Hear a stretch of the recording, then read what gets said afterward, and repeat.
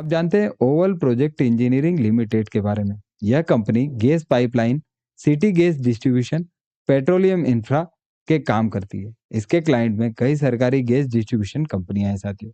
151 करोड़ की छोटी सी कंपनी 72 पर अभी ट्रेड कर रही है। आज इसमें 5% की गिरावट देखी गई। वहीं पे यदि आप देखेंगे तो इसका 52 वीक लो भी यही है। 86 का हाई, 16 का है स्टॉक का पी। यदि आप देखें पीछे अभी सस्ते पे ट्रेड कर रहा है। डेप टू इक्विटी 0.96, यानी थोड़ी सी चिंता वाली बात है साथियों। ओवल प्रोजेक्ट को यदि आप देखें तो north east gas distribution company limited से ऑर्डर मिला है। इसमें त्रिपुरा के आनंद नगर में सीजीएस और मदर स्टेशन का निर्माण होगा। ऑर्डर वैल्यू लगभग 3.76 करोड़ रुपए। यह कंपनी की ईस्ट और नॉर्थ ईस्ट में मौजूदगी को और मजबूत करेगा साथियों। अब बात करते हैं नॉलेज मरीन और इंजीनियरिंग वर्क्स लिमिटेड की। यह कंपनी मरीन इंजीनियरिंग, ड्रेजिंग और पोर्ट डेवलपमेंट में काम करती है। इसके क्लाइंट में दीनदयाल पोर्ट और अन्य प्रमुख अथॉरिटीज हैं। 1928 करोड़ की एक छोटी सी कंपनी है। 1783 पे ट्रेड कर रही है। 2485 का हाई, 1264 का लो। स्टॉक का पी 37 साथियों। इंडस्ट्री के पी के लगभग बरोबर पर ट्रेड कर रहा है। 0.61 है इसका टेप टू इक्विटी। एमईडब्ल्यू को दीनदयाल पोर्ट अथॉरिटी से ऑर्डर मिला है। इसमें गुजरात के घोघा टर्मिनल पर ड्रेजिंग वर्क होगा। ऑर्डर वैल्यू लगभग 47.59 करोड़ रुपए है और इसे 12 महीनों में पूरा करना है। यह प्रोजेक्ट कंपनी की ऑर्डर बुक और राजस्व में बड़ा योगदान देगा साथियों। तो अपडेट्स जानकारी पूर्ण लग रही हैं तो वीडियो को लाइक करें और नीचे कमेंट में बताएं कि कौन सी कंपनी का ऑर्डर आपको सबसे ज्यादा दमदार लग रहा है। और हाँ, मैं कोई निवेश सलाह नहीं दे रहा, यह सिर्फ शैक्षिक जानकारी है साथियों। अब बात करते हैं नीला इंफ्रास्ट्रक्चर लिमिटेड की। यह कंपनी सिविल कंस्ट्रक्शन और इंफ्रा प्रोजेक्ट में काम करती है। इसके क्लाइंट में नगर निगम और सरकारी एजेंसियां शामिल है साथियों। 413 करोड़ की कंपनी है। 10 रुपए पर ट्रेड कर रही है। 15 का हाई, 8 का लो है। स्टॉक का पी 18। और यदि आप इंडस्ट्री के पी को देखें 39, तो ये आधे पे ट्रेड कर रहा है और लगभग डेट फ्री कंपनी है क्योंकि इसका डेप टू इक्विटी है 0.16। नीला इंफ्रा को गुजरात के महेसाना नगर निगम से ऑर्डर मिला है। इसमें 2.0 एमएलडी एसटीपी का निर्माण और 5 साल का ऑपरेशन व मेंटेनेंस शामिल है साथियों। इस प्रोजेक्ट की वैल्यू करीब 12.75 करोड़ रुपए है।